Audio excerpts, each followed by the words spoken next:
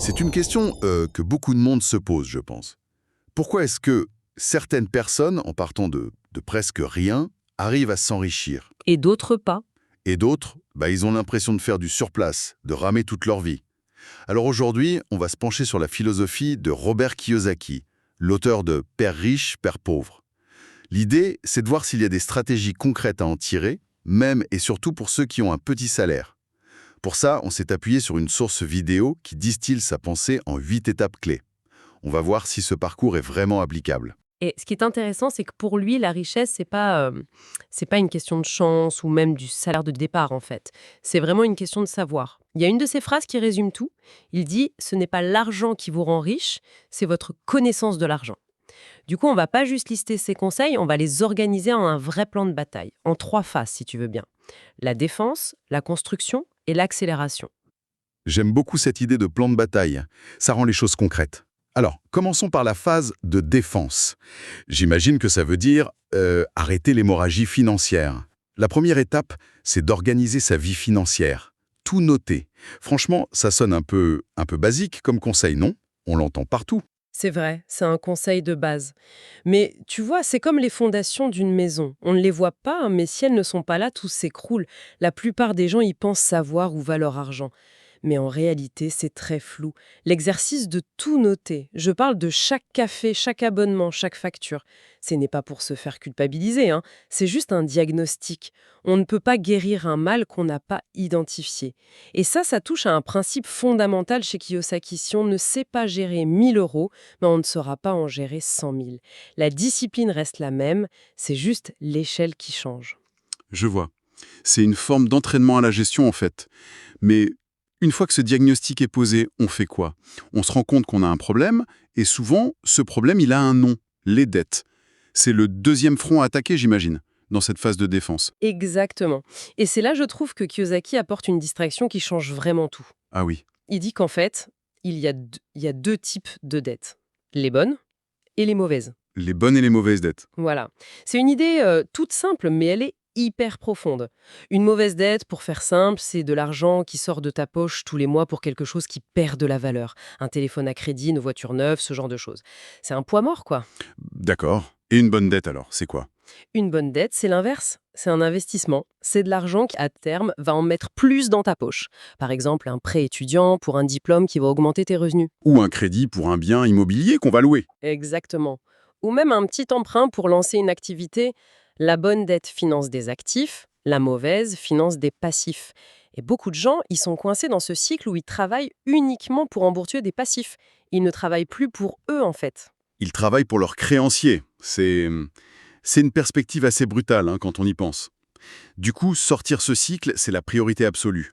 La méthode, c'est de lister ses dettes et de s'attaquer à celles avec les taux les plus hauts en premier, c'est ça? C'est ça, la fameuse méthode avalanche. Mathématiquement, c'est la plus efficace.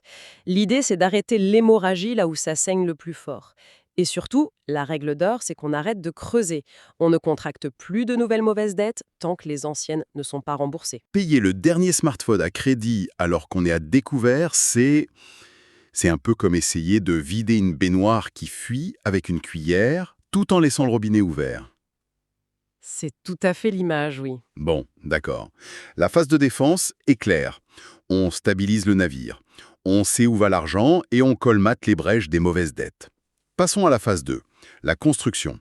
Première étape, créer un fonds de liberté. Et le mantra, c'est « payez-vous d'abord ».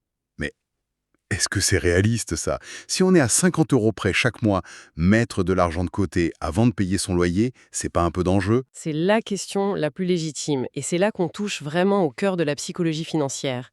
Se payer d'abord, ce n'est pas juste un conseil d'épargne. C'est un renversement total de la logique habituelle. La plupart des gens, ils fonctionnent sur le mode « j'épargne ce qui me reste à la fin du mois Et souvent, il ne reste pas grand-chose. ». Ou rien du tout. Kiyosaki, lui, propose l'inverse. Je dépense ce qui reste après avoir épargné. Du coup, l'épargne devient une charge fixe, non négociable. La plus importante de toutes, parce qu'elle est pour soi. Donc même si c'est 20 € au début, l'important c'est de créer le réflexe, de sanctuariser cette somme. Précisément.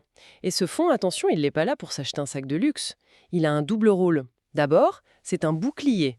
Une panne de voiture, une facture imprévue, Ah oui? vite de retomber dans le cycle de la dette. C'est la protection. Et ensuite, c'est une rampe de lancement. C'est le capital de départ qui, un jour, permettra de saisir une opportunité. C'est une graine.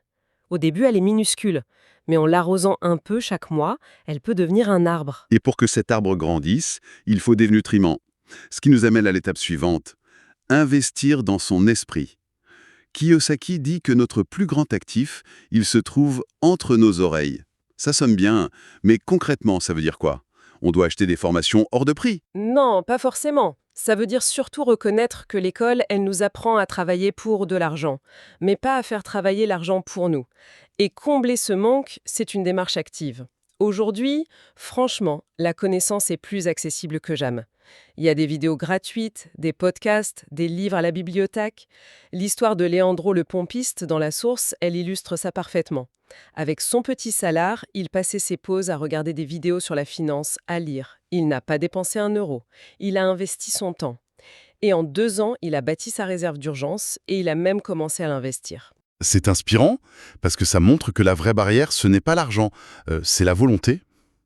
Et ce savoir, au final, personne ne peut vous l'enlever. On peut perdre un job, mais pas ce qu'on a appris. C'est un actif permanent. Et un esprit entraîné, il commence à voir le monde différemment. Il ne voit plus seulement des dépenses et des risques. Il commence à voir des opportunités, des investissements potentiels.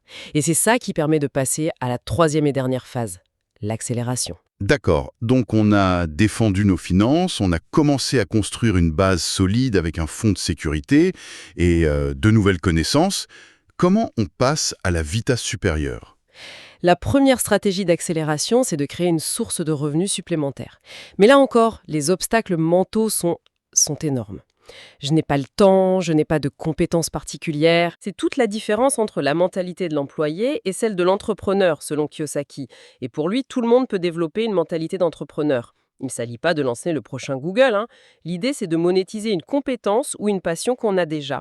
Dans La Source, il y a l'exemple de Gisèle, une assistante administrative qui était toujours dans le rouge. Elle adorait faire des gâteaux. D'accord. Elle a commencé à vendre des brownies au bureau.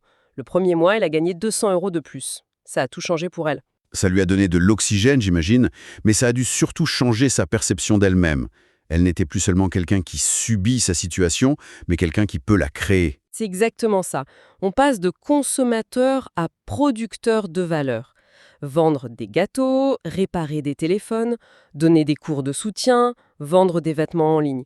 Le secret, ce n'est pas de travailler plus à son poste principal, c'est de travailler plus intelligemment en créant un nouveau flux de revenus. C'est cet argent-là qui va vraiment alimenter la machine pour accélérer. Et cette machine, c'est l'investissement. L'étape d'après. C'est le jeu de l'argent de Kiyosaki.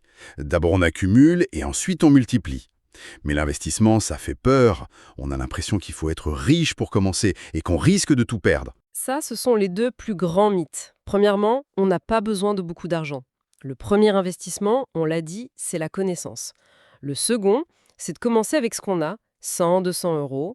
La source suggère des portes d'entrée accessibles, comme les ETF. Ce sont des sortes de paniers d'actions qui permettent de diversifier à moindre coût. Ou même des obligations d'État qui sont jugées très sûres. L'idée, ce n'est pas de devenir un expert du jour au lendemain, mais c'est de comprendre que des options existent, au-delà du simple compte courant qui perd de la valeur avec l'inflation. Et la question du risque alors, comment on le gère? Kiyosaki a une vision très claire là-dessus. Pour lui, le vrai risque, ce n'est pas d'investir, c'est d'investir sans savoir ce qu'on fait. L'éducation, c'est la meilleure assurance contre le risque. Plus on comprend un investissement, moins il est risqué. L'exemple de Marco, c'est parlant, hein. Il a commencé jeune à mettre une petite partie de ses revenus dans des actions de petites entreprises qu'il comprenait. Aujourd'hui, son portefeuille a bien grandi et il a cette tranquillité d'esprit, tu vois, de savoir que son argent travaille pour lui et pas l'inverse. C'est ce qui m'amène aux 2 dernières étapes qui sont moins techniques, j'ai l'impression, et plus psychologiques. La première, c'est patience et consistance. On vit dans une culture de l'immédiateté, on veut des résultats tout de suite. Comment on lutte contre ça? En comprenant que la richesse, ce n'est pas un sprint, c'est un marathon. Et dans ce marathon, l'allié le plus puissant, c'est le temps. Grâce à la magie des intérêts composés. C'est l'effet boule de neige, en fait. Ton argent génère des gains, et ces gains génèrent à leur tour leurs propres gains. Au début, c'est très lent, presque invisible, mais avec le temps, la croissance devient exponentielle. Et c'est pour ça que la constance, c'est-à-dire Investir un petit peu chaque mois, quoi qu'il arrive, c'est plus important que de chercher le gros coup. C'est un vrai changement de perspective. On ne cherche pas le gain rapide, on plante des arbres pour le futur. Et ça nous mène à la toute dernière étape, peut-être la plus contre-intuitive de toutes. Saisir les opportunités quand tout le monde a peur. En période de crise, notre instinct nous crie de vendre, de tout sécuriser. Et Kiyosaki, lui, il dit de faire l'inverse. C'est la marque des investisseurs vraiment avisés. La peur est une très mauvaise conseillère, mais elle crée des soldes sur les marchés financiers. Quand la panique s'installe, d'excellents actifs, comme des actions d'entreprises solides ou de l'immobilier, deviennent soudainement beaucoup moins chers. Et c'est là que la phrase de Kiyosaki prend tout son sens. Pendant que les autres courent pour vendre, ceux qui sont préparés achètent. Mais pour être préparé, il faut avoir fait tout le travail en amont, non ? Il faut avoir son fonds de liberté qui est prêt à être déployé. C'est le point crucial, c'est le point clé. Cette stratégie, elle n'est possible que si on a suivi les étapes précédentes. Le fonds de liberté donne les moyens d'agir. Et l'éducation financière donne la lucidité pour analyser la situation froidement, sans céder à la panique. Ce n'est pas de la témérité, c'est de la stratégie. Et c'est ça qui différencie ceux qui subissent les crises de ceux qui les utilisent pour s'enrichir. Alors si on récapitule ce plan de bataille, d'abord la phase de défense-finance. On met de l'ordre, on comprend ses finances et on élimine les dettes qui nous plombent. Ensuite, la construction. On bâtit un fonds de sécurité en se payant en premier et on investit massivement dans son savoir. Et enfin, l'accélération. On crée de nouveaux revenus, on apprend à investir et on a la patience et le courage de saisir les opportunités. Surtout. Surtout quand elles font peur. Exactement. Le message final, c'est que le succès financier, ce n'est pas une destination qui est réservée à une élite. C'est un processus. Un ensemble d'habitudes et de compétences qui s'apprennent et se cultivent jour après jour. Le savoir, c'est le point de départ, mais c'est l'action. Une action disciplinée et persévérante qui crée la transformation. Il ne s'agit pas de devenir riche rapidement, mais de devenir financièrement intelligent pour toute la vie. La source insiste beaucoup sur ce point. Le savoir est le plus grand des actifs. Ça me laisse avec une question pour la réflexion. Si demain, toute forme d'argent disparaissait et qu'il ne nous restait que nos connaissances, notre réseau, nos compétences, quelle serait la toute première action à entreprendre pour repartir de zéro ?